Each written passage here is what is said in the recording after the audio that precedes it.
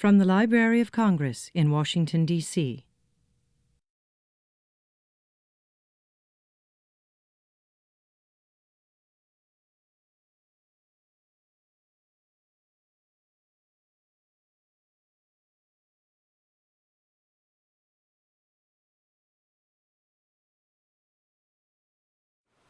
Hello, my name is Mary Lou Rieker, and on behalf of the Kluge Center and the Office of Scholarly Programs of the Library of Congress, I want to welcome you to a talk by Dr. Farr Curlin entitled, "Of All the Physicians, Is There a Physician? Irony in the Practice of Medicine."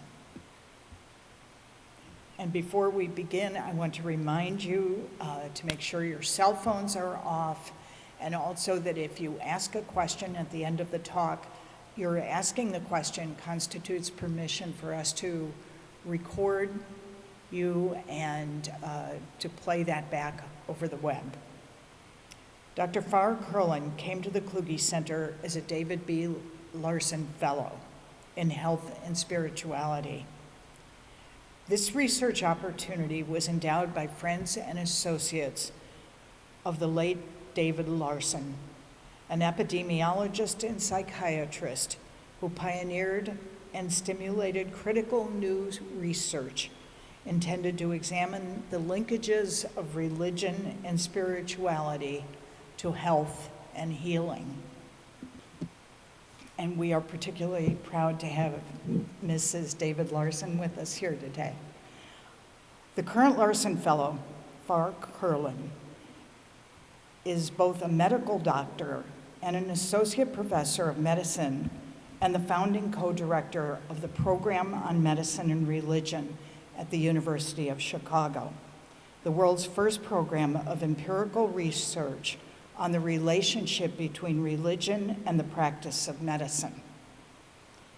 He works with colleagues from the McLean Center for Clinical Medical Ethics and the University of Chicago Divinity School to foster inquiry into the public discourse regarding the intersections of religion and the practice of medicine. After graduating from the University of North Carolina School of Medicine, he moved to the University of Chicago, where he completed his residency in internal medicine and fellowships in both health services research and clinical ethics before joining the faculty there. Dr. Curlin has written about the moral and spiritual dimensions of the practice of medicine for journals such as the New England Journal of Medicine, the American Journal of Psychiatry, the Journal of Family Practice, the Archives of Internal Medicine, and Academic Medicine. His empirical research charts the influence of physicians' moral commitments, both religious and secular, on their clinical practices, and his normative scholarship addresses how and whether physicians' religious commitments do or should shape their practices of medicine in a culturally plural and democratic society. With all that, Dr. Curlin also maintains an active clinical practice in hospice and palliative medicine. Please help me welcome him today, Dr. Farr Curlin.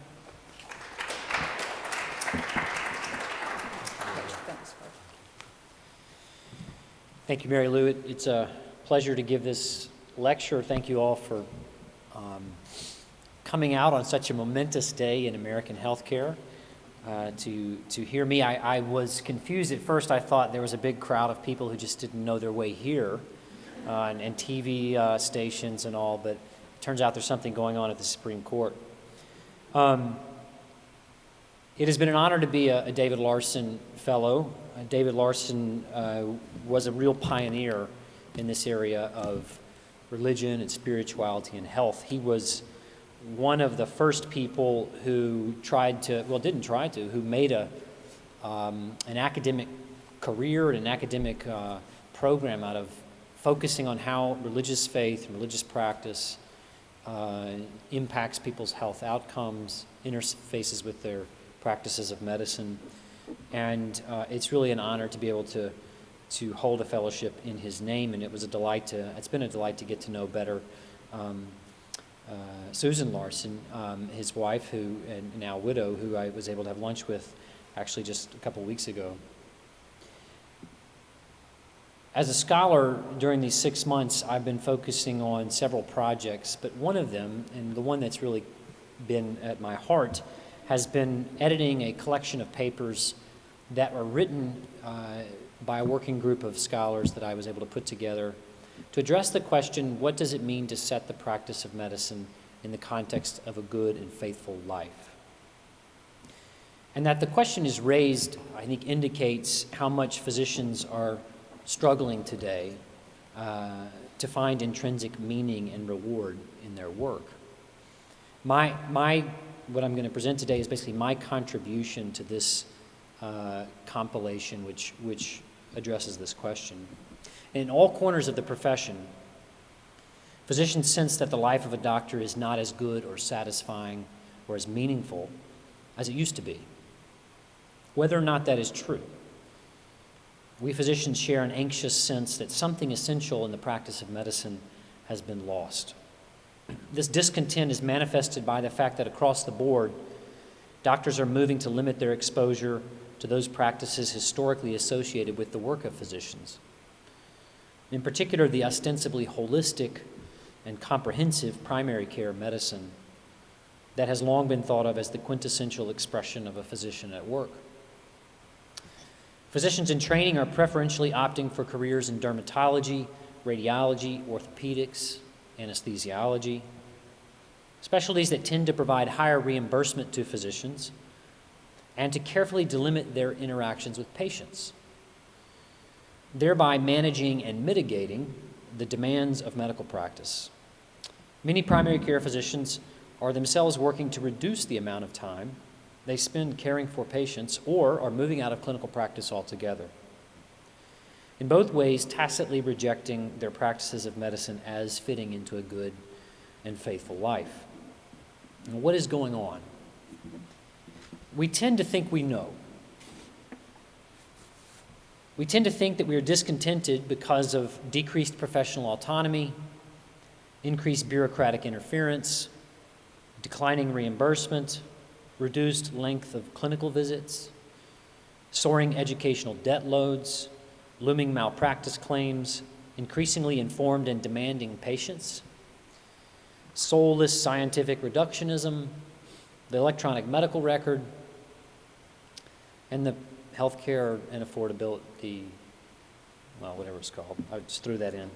Some doctors feel like the movement of government into the management of healthcare, the increasing movement of government, is also part of the problem.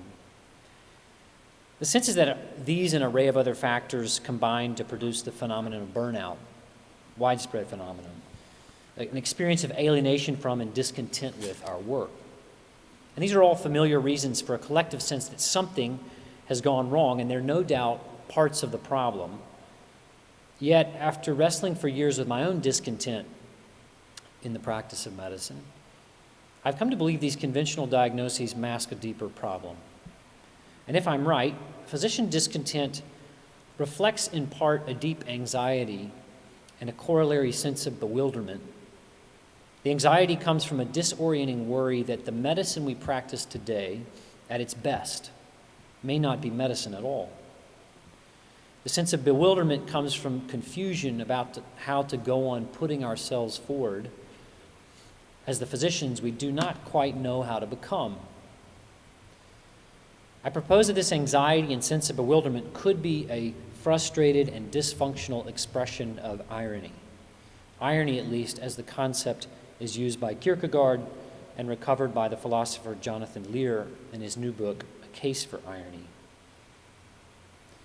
Now, I want to say up front that irony, and I'll explain more about this, irony as Lear and Kierkegaard use the term is not irony as we generally use the term. We generally use the term, in the way we use the term generally, we might say, for example, isn't it ironic that Chief Justice Roberts seemed to be the swing vote in upholding the Healthcare Reform Act, meaning something happened that was not what we expected. That's not what That's not how Kierkegaard and Lear use the term irony. A closer move might be if we said something like, will there be any health care in all of the health care that this law supports? It's closer, but we're not quite there. What follows, I'll describe Lear's account of irony, which is, and then I'll use that account of irony to make sense of an internal conflict so many physicians experience. Our deep discontent with the way things are, combined with a painful confusion about how to go on putting ourselves forward as the physicians we long to be. I'll describe the forms irony may take in present-day medicine, as well as several contemporary dynamics that seem to suppress irony, only to have it reemerge, I propose, in the form of this widespread, anxious discontent with medicine. I close by proposing that physicians may need something like a religion if they are to respond to such discontent by renewing their efforts to become the physicians they are not yet, rather than detaching altogether from the quest to set the practice of medicine in the context of a good and faithful life. So how does irony come out in medicine? Irony arises from a constitutive feature of human experience, namely that to be human is to put ourselves forward in our various social roles. We put ourselves forward, for example, as parents, as students, as athletes, as worshipers, as skeptics, as scholars. We put ourselves forward as physicians. Lear notes that this putting ourselves forward necessarily implies a form of pretense. He writes, human self-consciousness is constituted by our capacity to pretend in this literal and non-pejorative sense. In general, we can say what we are doing, and in doing that, we are making a claim about what we are up to. We necessarily pretend, Lear notes, in terms of established social understandings and practices. We physicians wear white coats and beepers. We answer pages. I just answered a couple of pages right before this talk started. We ask questions of and touch patients in prescribed ways. We write out notes and prescriptions in established patterns, and so on. We even depart from the conventional norms in socially established ways. Some of us forego the white coat, others the beeper. Some have stopped doing routine physical exams. All of these are socially recognizable ways of putting oneself forward as a physician. And in each case, we can give an account of what we are doing and why. Lear emphasizes that it is necessary and not to be a caricature that we put ourselves forward in these socially established ways. Yet in putting ourselves forward as physicians, we are conscious that our account of what we are doing will be incomplete, and that we may fall short of being the physicians we pretend to be. Our consciousness that we may fall short establishes the structure of what Lear calls the ironic question. Among all X, is there an X? Among all healthcare, is there any healthcare? Among all physicians, is there a physician? Among all Kluge scholars, is there a scholar? Where X is any human practical identity. So again, the question, among all physicians, is there a physician? What I will call the left-hand sense of physician, because you're looking at me, I'm going to use this as my left hand. What I will call the left-hand sense of physician is the social pretense, and it includes all those who put themselves forward as physicians in socially established ways. What I'll call the right-hand sense of physician is that toward which the pretense aims, but inevitably falls short. So this right-hand sense is what a physician left-hand sense would be if she fully became the physician she pretends to be. Lear notes that although the structure of the ironic question is a tautology, we don't hear it that way.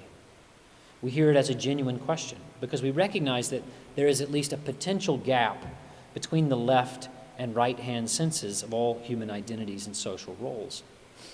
Although it would seem ridiculous to ask, among all cats, is there a cat?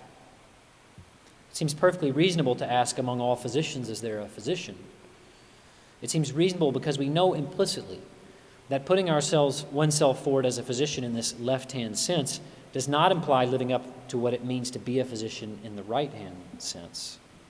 The ironic question highlights these two meanings of one practical identity.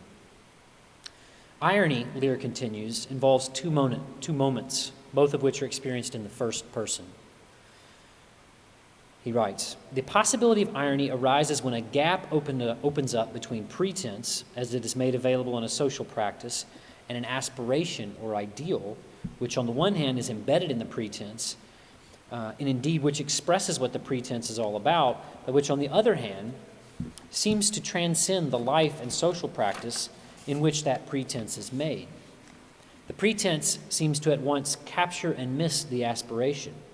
That is, in putting myself forward as a physician or whatever relevant practical identity, I simultaneously instantiate a determinate way of embodying the identity and fall dramatically short of the very ideals that I have until now assumed to constitute that identity."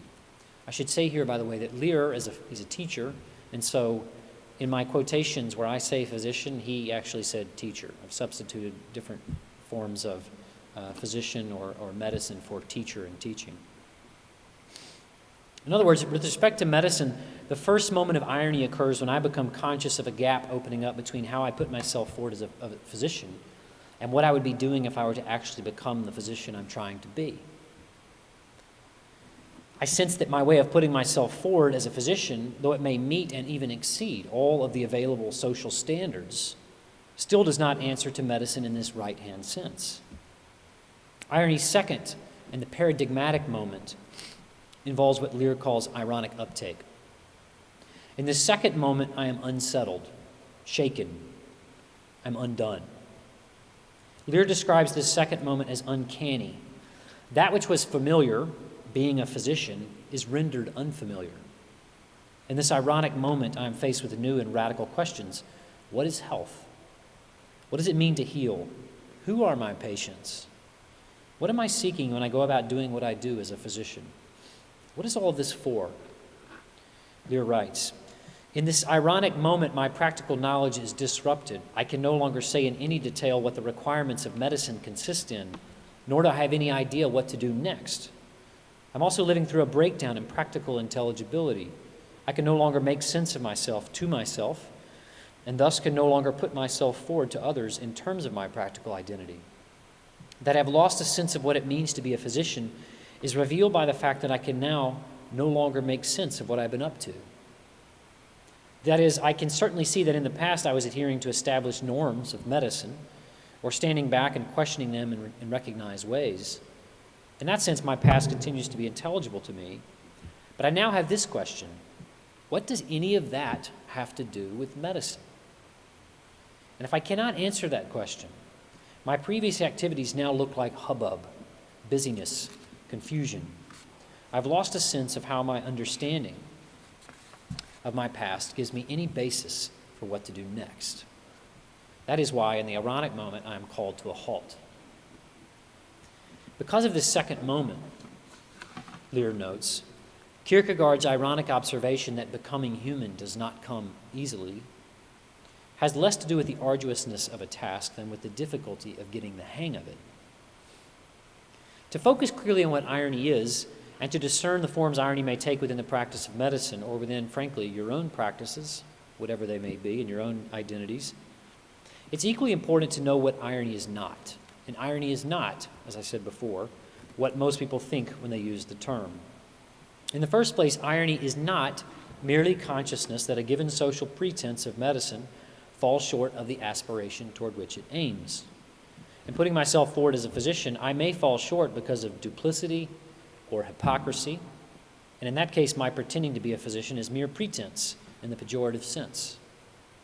In this pejorative sense, one of my colleagues might say, how ironic that Farr is regarded as a good physician, when in reality he just puts up a good front.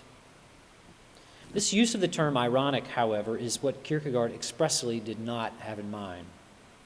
Rather, Lear notes, the cases that primarily concerned Kierkegaard were not of individual hypocrisy, but ones in which the individual was an able representative of a social practice that itself fell short. In the paradigm case, therefore, the most intense irony will be experienced by the physician exemplar, by one who represents the best available social expressions of physician, the one who you would think of when someone would ask you, do you know any good physicians? We take a step closer to irony when we recognize that becoming one of these exemplary physicians is not easy itself. It's not easy, first, because the practical identity physician includes explicit and implicit norms and commitments that are difficult to sustain. It is hard to listen to patients when one is tired and busy. It is hard to attend to the sick when other desires and obligations beckon.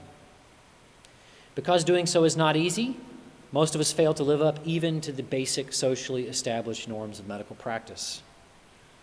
And the great physicians show us how far short we fall. Yet we can be conscious of falling short in this way without irony. If I merely recognize that I do not live up to the best socially established standards for medicine, I'm not unsettled so much as convicted that I must work harder to live up to those standards. In contrast, irony occurs when I recognize that I do live up to the best socially established standards. When you recognize that you live up to the best of socially established standards for your role, and that's the problem. Because irony confronts me with a sense that all of the socially available standards and practices for putting myself forward as a physician fall woefully short, and fall short in ways of which I yet remain unaware, irony requires more than reflection and self-critique. Lear notes, quote, "The problem would not be so difficult and irony would not be so important if reflection and criticism were not already part of the social practice," end quote. Medical educators have long used a variety of means to induce in physician trainees the practices of reflection and critique. In those practices, physicians are reminded that to become and to remain a good physician is a complex and difficult task, one requiring ongoing reflection, critique, and correction. Irony, in contrast, disrupts this process of reflection with a gripping sense, a disabling sense in a way, a halting sense, that even the practice of reflecting on medicine is itself a pretense, and one which may serve more to reify than to challenge current practices. For this reason, Lear notes, it is in sincere reflection that the most intense irony is possible. When I realize that my reflection carries within it a misplaced confidence that I know what it means to be a physician. To be clear, irony disrupts also my confidence that I know what is wrong with medicine, and my confidence that I can see how to set it right. In that sense, when physicians experience a discontent in which they are sure what is wrong, and they have a clear sense of how to put it right, that discontent is by definition not irony. It may be a justified discontent, but it's not irony. Because irony calls into question all of our social pretenses, it disrupts our usual mode of reflection, of questioning and reasoning and working toward our goal along tracks we recognize. It renders the familiar unfamiliar. Taken together, these descriptions of irony should also make clear that, notwithstanding how the term is often misused, and this is crucial for Lear, irony involves neither detachment from social practices nor detachment from the pretense transcending aspiration toward which those practices aim. Today, a person may be called ironic who says the opposite of what he means, to convey an aloof detachment from social practices. He might say, "Oh, I so long to become a physician, or a good physician," and mean that he has no such longing at all. Alternatively, a person might say the opposite of what he means in order to convey a detached cynicism regarding the aspiration toward which the social practices ostensibly aim. In this latter sense, he might say, ironically, "Oh, I so long to become a physician," and mean that there is nothing to long for, because to be a physician is neither more nor less than to carry out the socially established practices that we happen to ascribe to this socially useful role.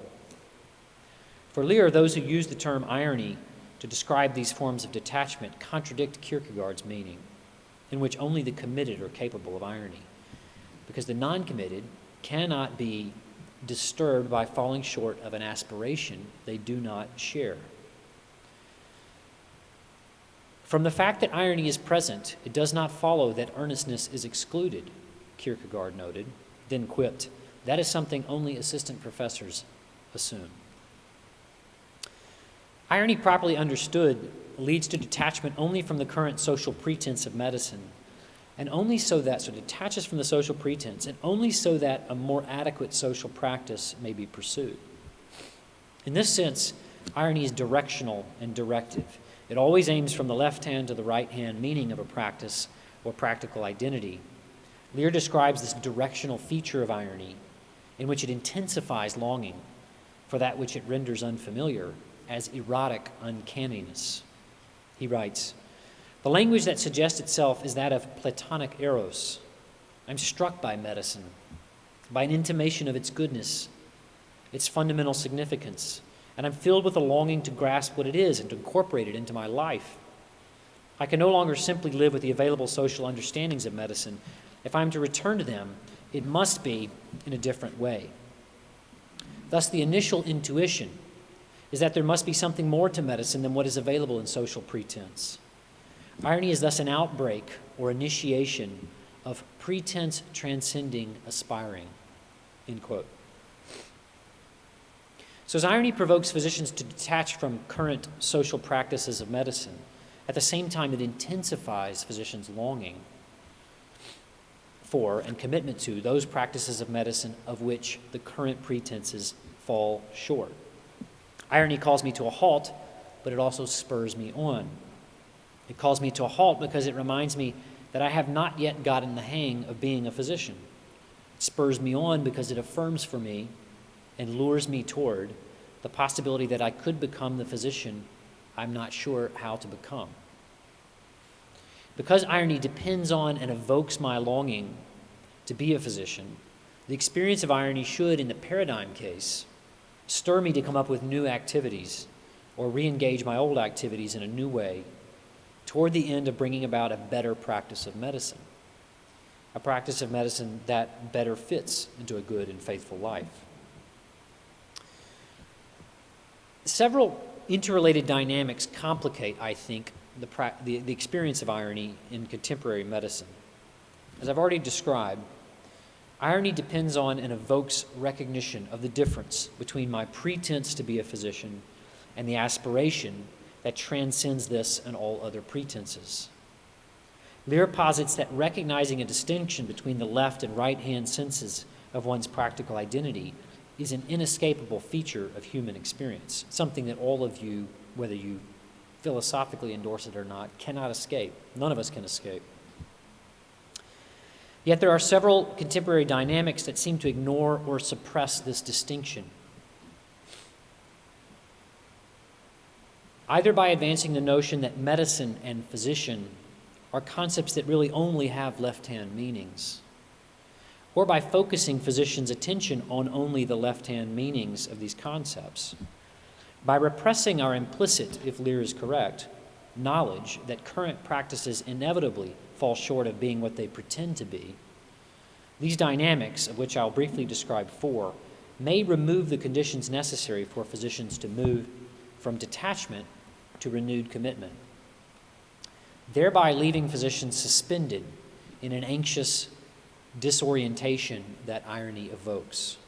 This suspended state of anxiety and disorientation may be at the heart of physician discontent, may be, if this thesis is correct, at the heart of many people's discontent with the practical identities they inhabit, whether scholars or teachers or other sorts of practical identities. Now, the first dynamic that suppresses irony is an historical shift away from a teleological understanding of medicine. In his book, After Virtue, Alasdair MacIntyre describes a tripartite moral scheme that emerged during the classical period and reached perhaps the height of its cultural influence from the 12th century through the Enlightenment. In that tripartite moral scheme, there is man as he happens to be, which contrasts with man as he could be if he realized his essential nature. And in between stands ethics, providing direction about how we might move from the first description to the second in order to, quote, realize our true nature and to reach our true end, end quote. This teleological moral framework maps well onto the features of human experience that give rise to irony. The first and second descriptions of man, map onto the left and right-hand meanings expressed in the ironic question, of all the men is there a man, or of all the physicians is there a physician. The goal of ethics maps onto the eros that irony evokes, the longing to become that toward which our current practices aim but necessarily fall short. And because it maps onto the structure of irony, the scheme that MacIntyre describes would seem to render ironic experience intelligible. Within that scheme, a physician would be oriented to expect disorienting moments in which he is confronted with the sense that the physician he happens to be falls short of the physician he would be if he realized the physician's essential nature. He would expect to discover in unexpected moments that he longs to become more fully the physician he is not yet. Yet over the course of modernity, this teleological understanding of nature in general and of medicine in particular has lost much of its cultural influence. Critics and practitioners of medicine alike are more skeptical of the notion that medicine has a telos that transcends current social imperatives. Some physicians still embrace the tripartite scheme and argue that the telos of medicine is health. Yet there's widespread disagreement about what health entails, and a general worry that those who invoke a transcendent telos for medicine are merely trying to smuggle in through the back door some arbitrary and personal morality. In general, the teleological way of thinking about medicine seems to have lost its hold on the imagination of most physicians and critics of medicine, who now more often talk about medicine as if it were socially constructed all the way down. Now, medicine is, of course, socially constructed. Physicians can only put themselves forward in ways available to them in their social environments. Yet it seems that to the extent physicians are trained or habituated to think of their practical identity as merely socially constructed, they're left without the conditions necessary for receiving the experience of irony as a sign that there is more to medicine than medicine knows. If there is no right-hand sense of physician for which I might long and which I might pursue, I'm left without the resources to make sense of starting again in a different way. Within this way of thinking, irony can only occur as a breaking in of recognition that the entire way of thinking is flawed. The second dynamic that diverts physicians' attention away from the right-hand meanings of medicine and physician is the way our culture has come to think of medicine principally as a scientific practice. Over the past 2 centuries, modern science has undergirded radical improvements in many health outcomes. That's why there's such a hullabaloo about having access to contemporary medicine. There would not have been, I would venture to say, in the middle of the 19th century when physicians didn't have much really to offer you other than their companionship. It's no wonder then that the practice of medicine has come to be prized for extending and making good use of medical science. The problem is that the discourses and practices of the modern sciences focus entirely on this left-hand sense of reality, by definition. For only the left-hand sense of reality can be measured and counted.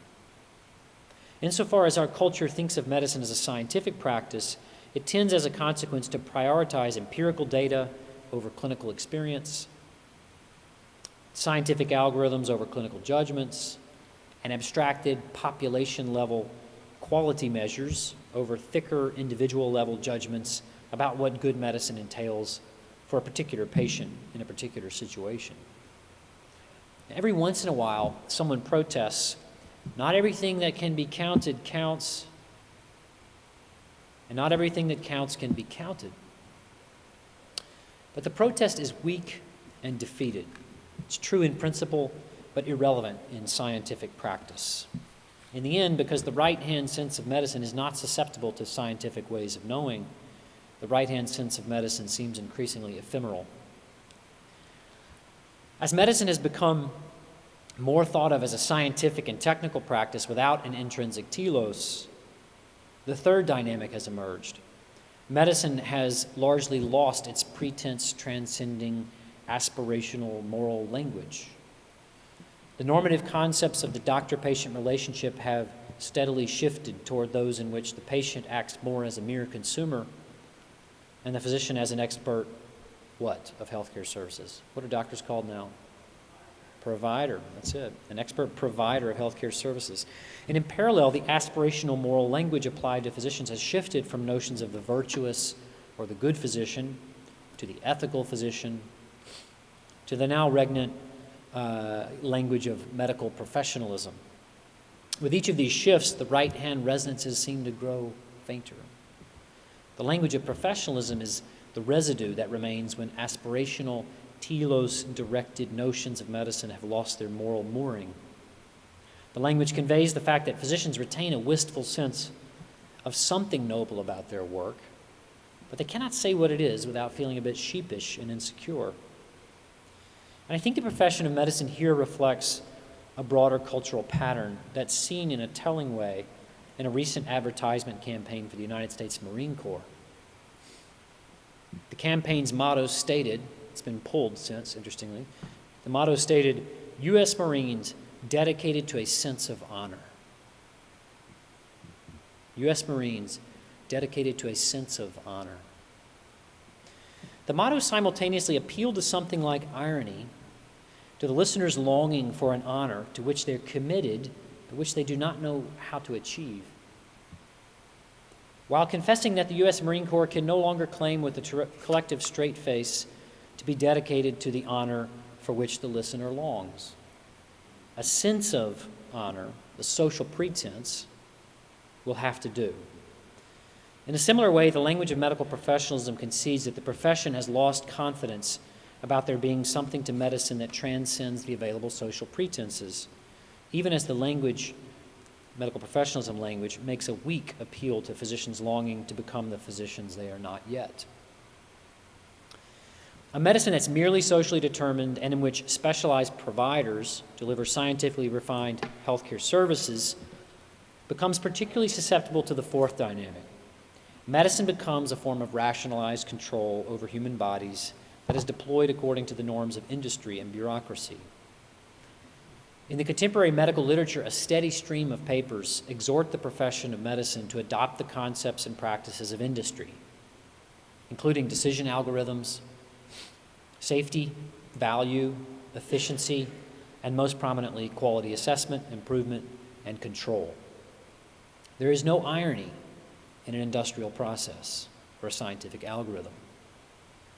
They don't pretend to be anything other than they are. Moreover, to the extent medicine becomes structured by complex industrial, scientific, and bureaucratic systems, physicians then face another hurdle endemic to the modern age, a learned sense of helplessness in the face of the overwhelming complexity of the systems that govern social life. Making good use of irony requires a sense of possibility, a sense that the gap between the current social pretense and a more robust version of the ideal can be closed in one's own experience and in response to one's own action. Irony, Lear notes, calls for a human, not a superhuman response. Yet for physicians who have learned helplessness in the face of overwhelmingly complex and powerful systems, the way forward may seem beyond their capacities, and therefore, for them at least, superhuman. To the extent this is true of physician experience, the bewilderment of irony will lead only to frustration and detachment. It will contribute to the dynamics that lead physicians to burn out and give up on the quest to become the physicians they are not yet. Together, these four dynamics and their consequences erode the conditions necessary for physicians to be prepared to experience and respond well to irony. These dynamics de-emphasize the pretense transcending aspirational meaning of medicine.